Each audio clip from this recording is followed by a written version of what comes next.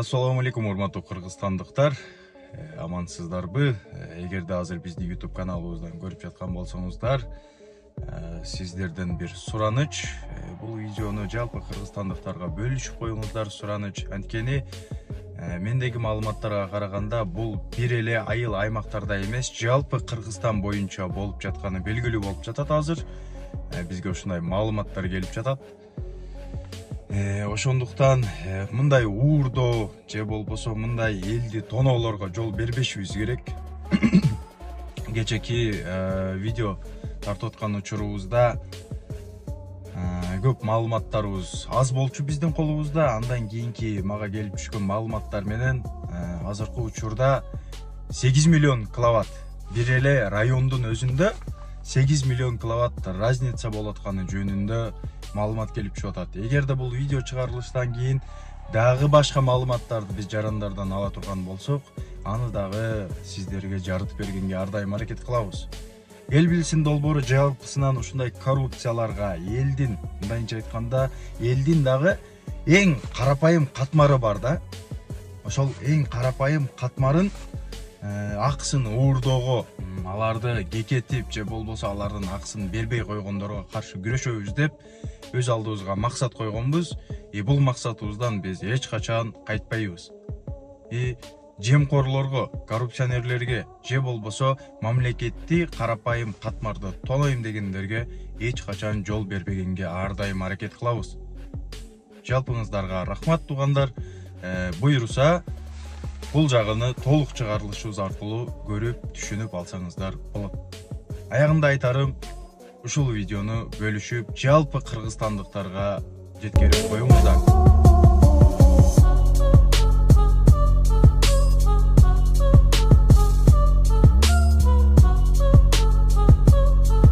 Орынбасарыңыз замначальник көргөзүп койгон кирсем кайра сиз кимсиз? Сиз кимсиз?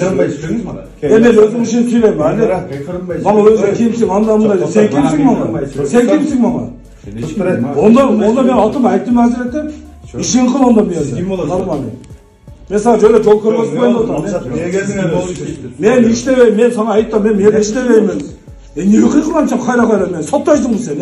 Эмне кылган сүйлөшүп атасың менен? Жок, сен соттойсуң кайра мен сен кимсиң? Эйшиң мен ким менен? Мен ам адаммын. Мен да сага окшоп эле ошо энем көтүнөн түшкөн, уктуңбу? Эйшиң мен сөгүнсөм мен. Эмне кыласың сөгүнсөм? Мен сага нормально көргөзүп коюм атам мен. Ол сөгүнбөй сүйлөңүз мага. Мен эмне сөгүнтам сага? Эмне болду? Аны билет, эмне жакшап көтөн кызып, эмне кыласың? Көтөн кызып ишиги бүтүрүп кетти, мен көргөзүп коюм атам. В смысле көтөн кысып? Жок, жок. Не анан? В смысле абидан бар жүрөңүз сүйлөшөт. Атай колуң. Жүрөңүз. Мен иштебейм жерде. Мен да сага окшош абонентмин, көргөзүп коюм атам мен муну. Жүрөңүз. Мен иштебейм жерде. Мен да сага окшош абонентмин, көргөзүп коюм атам мен муну. Жок. В смысле, блядь, деп сөйгөт атасың мен. Онда сен аны сураган кекетпей, уктуңбу? Уктуңбу, кекетпей сен кимсиң? Сен кимсиң? Сен кимсиң онда мына? Сен кимсиң мына? Эч ким? Мен жерде начальник отурсам, мен да ошо иши бүтүргөн келсем, ошо ака мен бош ойдон албай. Биз жалдырганды билбейбиз, мамлекеттик ишканалар ака деп жалдырай албайбыз. Жетекчини орунбасар көргөзүп коюм отур. Мен да ошо сага ошо мына текстовен бүтүрүп жүрөм, бүкө мына. Мен да абонентмин. Сиз кимсиз? Мен просто мына жетекчи орунбасар мына абоненттер келиптир. Ошо кабыл алып коюм.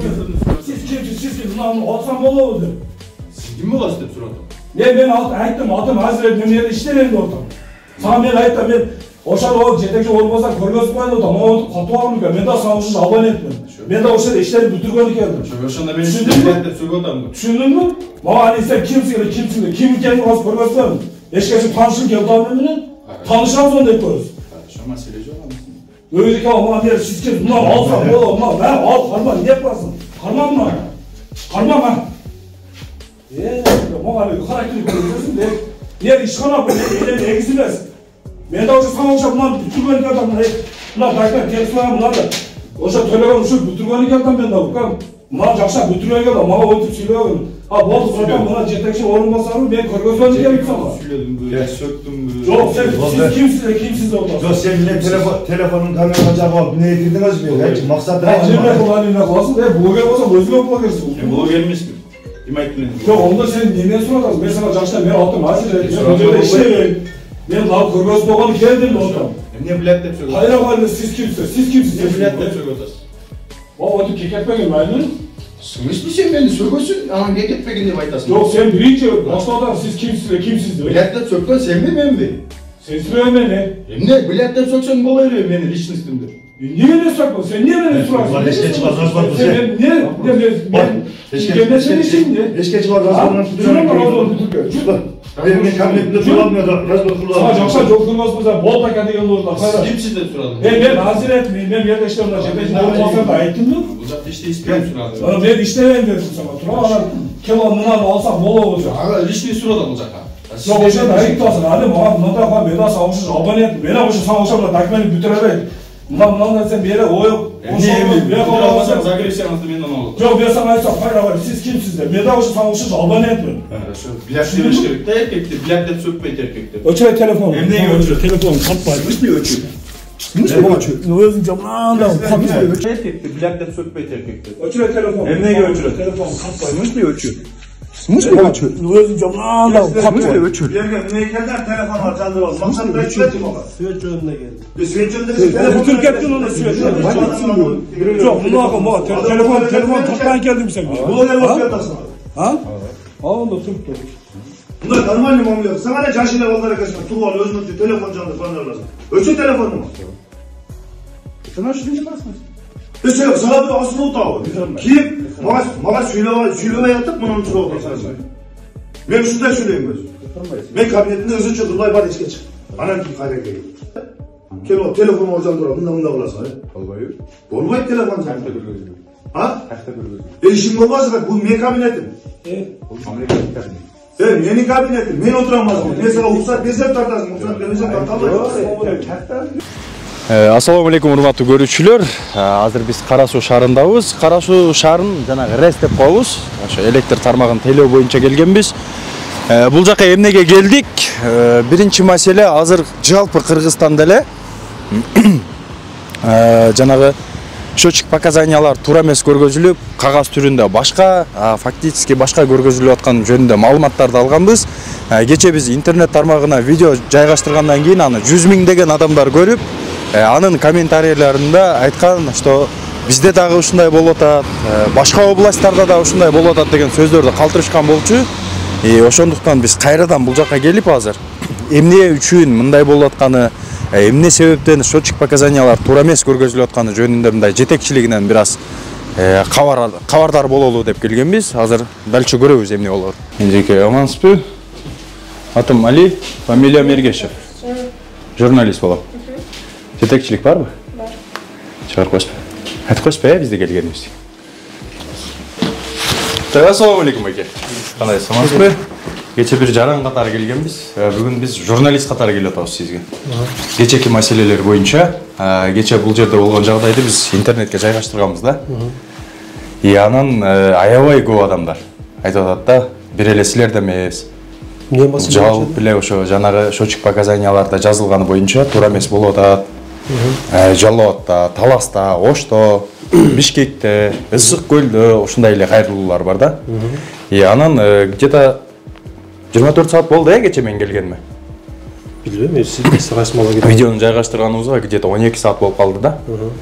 Ошол сааттын ичинде 100 миңдеген адамдар көрдү да ал видеону. Көрүп, азыр жок айтып атканы комментарийде айтышып атат да. Бир эле силерде эмес, ал нерсе бизде да болуп атат деп. Анан менде бир-эки суроо пайда болду. эмне маселе болду ошол? Кече мен сизге көргөзбөдүмбү? Кече эмне ошко эмне боюнча сыйымды болду да. Жанагы Мой свет деген тиркеме бар. Бизде адам көп келет. Анан эми кече сиз айткан маселени мен азыр кече сиз келип 3 жаран менен келдиңизби? Келип биздин эжебизди иштеген. Жумушчу кайрылыпсыз келип эле. Кайрылдык. Как жарандык негиз менен кайрылыпсыз. Бирок ал пенсионер эже. Эми ушу пенсияга возрастка чыгып калган эже ал. Ал бүгүнкү күндө кече силер кеткенден кийин мен өзүмдүн водителим жөнөтүп, азыркы время больницада чыкты. Анын не деп сүйлөдүңөр, не кылдыңар мен мага азыр пока белгисиз. Ал бүгүнкү күндө азыркы маалда күч органдарына арыз жазды. Сөзсүз жакшы. Териштик иштерин пока бизге не кыла элек. Аябай жакшы. Сиз айткан маселе боюнча ошо абоненттер кайрылып аткан болсо бизде мыйзамдуу өлкөдөбүз. Арыз жазсын, биздин үстүн текшере турган органдар бар. Бизди не кылат, кабыл алат, чакырат, ошону териштиребиз да. Мисалы абоненттер ушундай болуп атат деп эле ар бирине эле биз не кыла берсек, бизде план деген бар, мамлекеттин иши жылыш керек алдыга. Элди эсен аман кыштан ОЗП деп коюп бизде ошодон эсинен алып чыгышыбыз керек. Азыр мисалы бир маселе жок. Маселе бар? Маселе жок азыр, Кудай кааласа. Мен сизге айтып берем деп атпаймынбы Жок, ошону? эми ал сиз маселени мен алып келдим. ал маселени элдер ошо күч органдарына кайрылсын. Күч органдар териштирет. Сиздер эми сиздерге мына жалп барбы? Мындай бир 2-3 адам менен ала келдиңизби? Анан сиз кечеги айткан не боюнча, маалымат боюнча сиз көп кошуп коюпсуздар деп атасыздар. А кече өздөрүнө факты көрсөтүп берип койдук. Даже жаккан электр энергияны кайра ашча колдонуп коюп атат. Жанагы 250 сом, лично мен менен 152 сом разницасы кандай анда? Кайсы сиз менен? Өзүм менен да болбоду. Сиз мындай кылбайсызбы? Сиз кагаз жүзүнө бериңизчи. Мен түшүндүм аны. Мен сизден маалымат алган эле келип атпаймынбы? Хорошо, сиз ошо кат иретинде бериңиз. Хорошо, мен суроомду берип алсам болобу сизге? Жок, сиз кат иретинде бериңиз. Катка биз кайрылбайбыз, биз жооп беребиз. Себеби биз эми сизди келип алып ушундай маселени айтып бергениңизден, мисалы билбейм, кече сиз ошентип 1-3 адам ээрчип келдиңиз, андан кийин мага бир эч кандай жалп келген жок. Себеби бизди көзөмөлдөп турган өзүнүн жетиштүү нелерибиз бар, адистерибиз бар. Алардан эч кандай не жок. Ошо адистериңиз туура эмес кылып аткан турбайбы? Кайсы адистер? Именно кайсынысы? Өзүңөр айтпадыңарбы кече? Ошо адис туура эмес жазып алыптыр. Түзөп беребиз дебедиңерби? Адис туура эмес жазып алыптыр. Ошол адисти сиздердин местный неңиздер бар, участковыйыңыздар бар. Биздин неден караган. Сиз негизи укасызбы мындай? Жок, мен сиздин сөзүңөргө жооп берип коеюн. Сиз кечеден бери уже мындай кылтасыз да. Мына бул менин ошо сотрудник эжем иштен койдуңар да бүгүн. Кече ал пенсияда эже болсо, алга неге антип келип угрожать этесиңер? Мага чыкпайсыздарбы? Менин замдарым турат. Ушуларга кайрылбайсыңар. Сиздер эмне ал? Прямой келип туруп эле эжени коркутуп атпайсыздарбы? Эч кандай. Мына бул берки 3 ээрчип келип алып туруп, мына бул ким? Жанагы десе эмнени түшүнөсүз? Коркутуу дегенде эмне? Силер коркутуп биздин немени башча жазып коюп туруп, мынаны териштирип бербейсизби? Мени сурапсыз. Жок, ошол коркутуу териштирип бербейсизби деген. Жок, мен чабышпайм. Мен кыздар менен чабышпайм, мен эркекмин. Bu gangirbaşmı bunlar ey? Men özüm bala çakam 4 balam var. Men özüm semyam özüm жого кылтап. Кайрылбайсызбы мага? Азыр мына бизди иштен коюп, мына жылдын аягы болуп атат, биз жыл жабышыбыз керек. Азыр мисалы электр энергия боюнча Кудай кааласа маселе жок. Мына элди эсен аман кыштан алып чыгайлы деп туруп, мына биз болушунча күч аракет иштеп атабыз. Маселе бар деп атпайбыз. Сиздер маселе жаратпагыла. Ал маселе эмес. Сиз факт алып келбейсизби? Сиз ошол факты кече мен менен болду го, көрдүңүзбү? Давайте сиз сразу ошол нерсени жазыңыздар күч органдарына, бизди териштирсин, көрсүн. Туурабы? Анан эми келип алып эле 2-3 адам баштап келип алып эле мындай ашча жазып атасыңар, мындай кыласыңар. Элди дүрбөлөп жалган айтып атабыз да. Жалган кана бир факт. Жалган айтыппы, ашыкча жазып атасыңар. Факт барбы? Байке кече өзү түздөп беришпедиби ошону? Ким түздөп берди? Адистериңиз түздөп берсе, ошо сенин участковый, ошо менин контролер балам. Состояниясын карасаң, бир кол сынык. Анан? Эртең сурадык, сен андай эмнеге жазып алдың десе, колу сынганына байланыштуу, мен жакшы көрө албай атам, жаза албай атам дейт. Ушундай маселе бар бизге. Бул жерде бир жакшы кадрлар иштейби? Бири пенсионер деп атасыз, бири колу сынык деп атасыз. Ал кандай? Аябай жетиштүү адистер иштейт. Анан? Жетиштүү. Анан эмнеге? Тиги мынаны териштирип бериңиз десе, ал пенсиядагы эже да силер аны коркутуп атасыңар деп атасыз. Причем тут ал эже силердин просто мен айтканым, эмнеге угроза кыласыңар? Угроза деген эмне? Коркутуп атпайсыңар. Коркутуу кандай болот? Териштирип бериңиз деген коркутуу. Эми азыр сен бул жерде башкача не кылып атасың. Ал эженин неси боюнча сен ошо эжеден барып кабар алып кой ондан көрөп. Ал чоң, сен мен апам анам чоң эже ал. Анан сыйлайм байлансаң не кылганына? Сен не кылганың? Ол мисалы бир жакшына күндө келип кеткен эже мисалы. Анда мындай кылбайлыбы? Кеткенден кийин, силер келип кеткенден бүгүн ишке келбей калды. Каждый жарандар менин маселемди териштирип бер десе, бул коркутууга жатып, эртеси күнү больницага көргөнү барып койбойлубу баарын? Ол өзүнүн маселеңиз. Андай эмнеге направление берип атасыз бизге азыр? Мен жаран катары сурап койду. Ал эже. Неге? Эже бүгүнкү күндө ишке келген жок. Анан ишке келбеди. давлениясы көтөрүлүптүр. Анан? Мына поликлиникага барып кайрылды. Аябай жакшы. Полный успокаивающий нелерин алды. Аябай жакшы. Ушу бүгүндөн немеге больничный алып этти. Хорошо. Мен аны ишке келиңиз, маселеге келебизби экөөбүз? Жок, мен маселени сүйлөшөбүзбү же мындай? Мисалы сөз көбөйтүп атасыз да, вообще эле жок. Азыр мен сизге эч кандай мен комментарий бере албайм. Сиз хорошо, ошо сиз айтып аткан маселе боюнча күч органдарына кайрылгыла. Мындай деп айтсакчы, комментарий бергенге милдеттүүсүз десек кандай болот? Мен милдеттүүмүн, жарандык катары. Бирок сиз жетекчи катары милдеттүү. Жок, мен жарандык катары, жетекчил катары милдеттүү. Мен милдеттүүмүн. Бирок себеп эмнеге? Себебин айтайынбы, айттырасызбы мага деп атпаймынбы? Мен себебин билемин. Каймайчып атпайсызбы келип мен менен? Каймачкан мен просто иштен коюп атасыздар. Жок, келгенден бери өзүңүз сүйлөп атпайсызбы? Карасаңыз, менин бир адисими, мына эң город, мына Кара Суу районунун адисин, оператор эжем мени ишсиз коюп туруп, мына бүгүн больничкага чыгып кетти. Маселени угасызбы деп атам. Жок, мен сиздин маселеңизди уккам кечеле. Кечеле кайрылгансыз. Мен сизге дагы бир дагы жанагы себептерди алып келдим. Мыйзамдуу өлкөдө жашайбыз. Ооба. Кайрылыңыздар. Кантип? Ошо кечеги топтоп келген абоненттериңиздерди алып барып, мына жазыңыздар.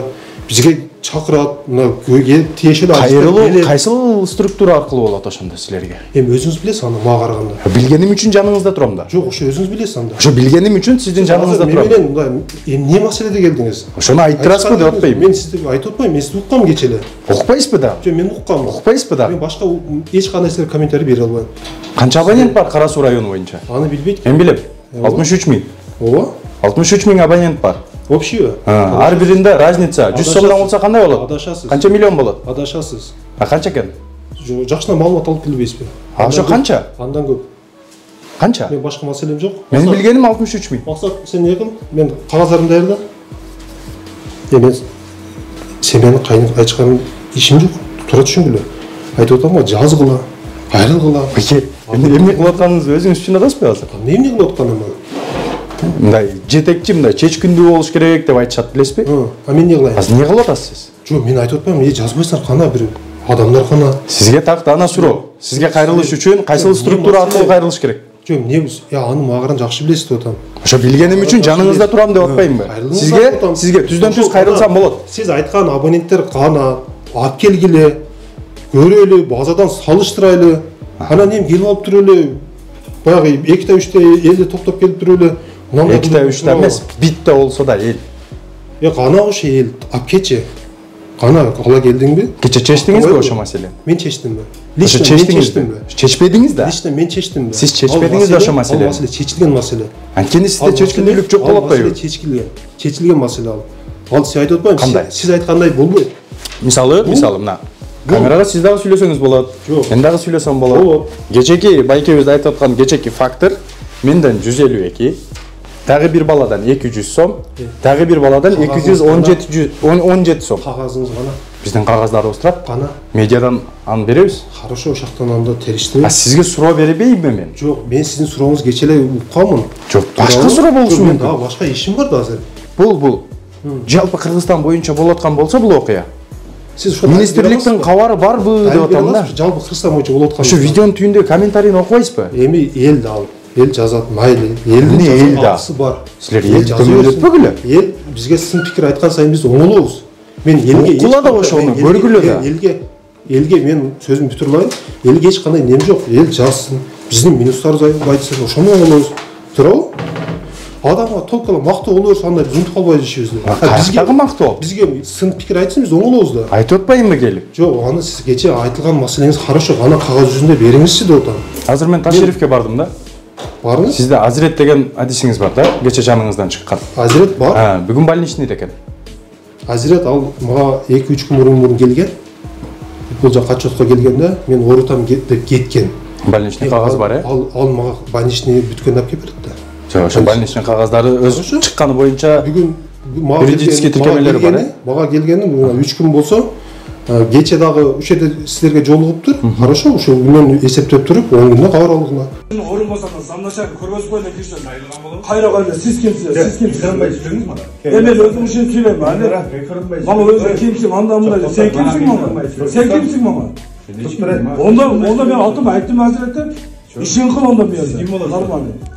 Мен сага жолу жол көргөзүп коюм атам. Мен иштебейм, мен сага айттым, мен иштебеймин. Niye kıyıkılan sen kayra men? Sottaydın mı seni? Niye kıyıkılan süreç otası benim? Yok sen sottaydın kayra men. Sen kimsin? Eşin ne men kim men? Men ama adamım. Men daha sana okşa bilen. Okşa elim kötüne düşmem. Uktun mu? Eşin ne men sögünsen men? Ne kılarsın sögünsen? Ben sana normal göz koyun otam men. Onu sögünmeyi söylüyorsunuz mu? Nereye sögüntem sana? Ne oldu? Hani bile nerede çalışan kötün kızım? Ne kılarsın? Kötün kızı işini bütürüp gitti. Ne korgazı koyun otam. Смысле götün kısıp çok çok. Niye anan? Ne? Abidan var cürana söyleşir. Hatta kolum. Cürana söyleşir. Ben işlemem yerde. Ne daha sağlıksız ameliyat mı ne? Korgazı koyun otam ben bundan. Cürana söyleşir. Ben işlemem yerde. Ne daha sağlıksız ameliyat mı ne? Korgazı koyun otam ben bundan. В смысле, блядь, там все готовы мен. Ondan sen bana sorağın keketmeyin. Uktun mu? Uktun mu keketmeyin sen kimsin? Sen kimsin öyle kimsin? Sen kimsin ondan bana? Abi sen kimsin bana? Hiç kim mi? Ben yerde Naşardansa otursam ben de hoşa işi bütünlüğüne sana hoşa. Hakan ben boşu ödem. Biz jaldıramadı bilmeyiz. Mamjetek iş kanalar. Aka dep jaldıray albayım. Jetekçin orulmasan körgözü koyalım otur. Ben de hoşa sana hoşa buna ters soyan bütürcülüyorum bunlar. Ben de abonentmim. Siz kimsiniz de ne kurasa buna jetekçin orulmasa buna abonentler keliptir. Hoşa kovalal koyun ağzını. Siz kimsiniz? Buna olsam bol oldu. Siz kim olasınız dep soradım. Ben aytdım adım hazır etmem yerde işlerim de otam. Sana ben aytdım ben oşan o jetekçi olmasa körgözü koyun otam. O katuağını ben de sana hoşa abonentmim. Ben de hoşa işleri bütürgönü geldim. Şoşanda benim işlerim dep sögötam. Düşündün mü? Bana hani sen kimsin? Kim kendini az körgözü koyun? Eşkesi tanışın geldi abimle. Tanışamaz onu da yapıyoruz. Şama sileci olamazsın. Öyle ki ama diğer siz kim? Bunlar alsam bol olmaz. Ben al karman ne yaparsın? Karman mı? Karman mı? Bana böyle karakteri görüyorsun de. Ne işkana bu ne egzimez. Ben de hoca sana hoca bunlar bütürgönlük adamlar. Bunlar taklar telefon bunlar da. Hoca telefon şu bütürgönlük adam ben de bakam. Bunlar jakşa bütürgönlük adam. Bana oturup söylüyorum. Ha bol zaten bana jetekçi olmasam ben körgözgönlük gelip sana. Söyledim böyle. Söktüm böyle. Yok siz kimsiniz orada? Yok sen ne telefonun kamerası alıp neye girdiniz mi? Hiç maksat ne kolasın da blogger olsa özgür bloggersin. Blogger misin? Kim aytın? Yok onda sen yemeğe sorarız. Ben sana jakşa ben altım hazır et. Ben işleyeyim. Ben daha körgöz doğan geldim orada. Ne bilet dep sögötam. Hayır ama siz kimsiniz? Ne bilet dep sögötas. O keketme gelmeydin. Смысле sen beni sögösün? Ama ne ketpegin dep aytasın? Yok sen birinci başta adam siz kimsiniz diyor. Bilet dep sökten sen mi ben mi? Sen söyleme ne? Ne bilet dep söksen bol veriyor beni lичностьimde. Niye ne sakla? Sen niye beni sorarsın? Var eşke çıkar gaz var bu Sen sen. niye? Ben senin şimdi. Eşke çıkar gaz var. Şuna bak oğlum bütürgön. Benim kabinetimde kullanmıyor. Gaz var Sana kullanmıyor. jakşa çok kırmaz bu bol paketi yolu orada. Siz kimsiz dep soradım. Ben hazır etmeyeyim. Ben yerde işlerimle cebetin olmasa da ayettim mi? Uzakta işte ispiyem soradım. Ben işlemem dedim sana. Tura adam kilonundan alsam bol olacak. Aga lичный soradım uzakta. Yok hoşa da ayıp olsun. Hadi bana bundan da ben daha savaşır abone et. Ben hoşa savaşa bile takmeni bütürerek. Bundan da sen bir yere o yok. Ne olmasa Zagreb'sen altı benden olur. Yok ben sana ayıp hayır var. Siz kimsiniz de? Ben daha hoşa savaşır abone etmiyorum. Bilet demiş gerek. De erkekti. Bilet dep sökmeyi erkekti. Ölçüre telefon. Hem neye ölçüre? Telefon kapay. Hiç mi ölçü? Ne özün camdan da kapay. Erkekti. Bilet dep sökmeyi erkekti. Ölçüre telefon. Hem neye ölçüre? Telefon kapay. Hiç mi ölçü? Ne özün camdan da kapay. Yergen neykelden telefon var canlı ol. Maksat da içmedim ama. Süreç önüne geldi. Süreç önünde telefon. Bütün kaptın onu süreç. Yok bunu akım telefon toplan geldim sen. Bu ne bakıyorsun? Ha? Onda tuttu. Bunlar normal mi oluyor? Sana ne caşile onlara kaçma. Tuval, özmüktü, telefon canlı falan lazım. Ölçü telefonu mu? Sen hoş değil misin? Mesela sana bir asıl otağı. Kim? Mağa söyleme yatıp bunun için oldu. Ben şurada söyleyeyim ben. Ben kabinetinde hızlı çıktım. Bari içke çık. Anam ki kayra geliyor. Telefonu oradan duralım. Bundan bulasın. Olmayı telefonu. Ha? İşim olmaz bak. Bu ne kabinetim? Evet, yeni kabinetim. Men oturamazdım. Mesela ruhsat versem tartarsın. Ruhsat vermesem tartamayız. Мына урматтуу көрөрман, бул видеонун биринчи чыгарылышы. Экинчи чыгарылышы дагы бар. Эмне үчүн силер видеонун так ортосунан токтоттуңар деп сурап калышыңар мүмкүн. Силерге айта кетейин.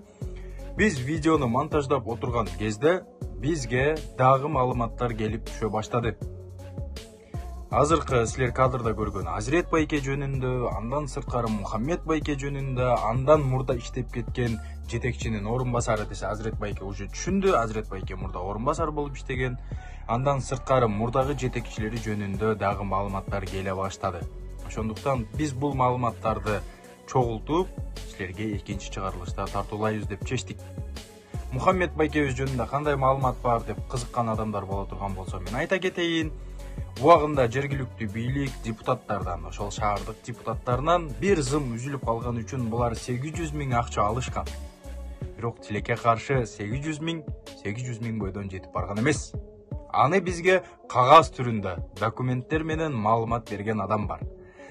Ошол маалыматты бизге жеткирип берген адамга чоң рахмат айтам. Анткени бул сүттөн чыккан ак кашыктай көрүнүп аткан коррупционерлерди далилдеп алардын бетин ачканга силердей болгон адамдар бизге жардам берип атат. Ошол электросеттин жалпы жамааты бизге жардам берип жаткан. Жалпы жамааты, андан сырткары кайдыгер эмес адамдар үчүн мен аябай чоң рахмат айтам. Биз качан ушинтип бириксек, биргеликте күрөшсөк, мындай иштердин бети ачылат. Биз силер менен кийинки чыгарылышта рейстин алаганча финансылык кылып аткан махинация жана коррупциясы жөнүндө жолугушабыз. Жалпыңыздарга рахмат. Бул чыгарылыш боюнча өз оюңуздарды, өз пикириңиздерди билдиресиздер деген үмүттөмүн.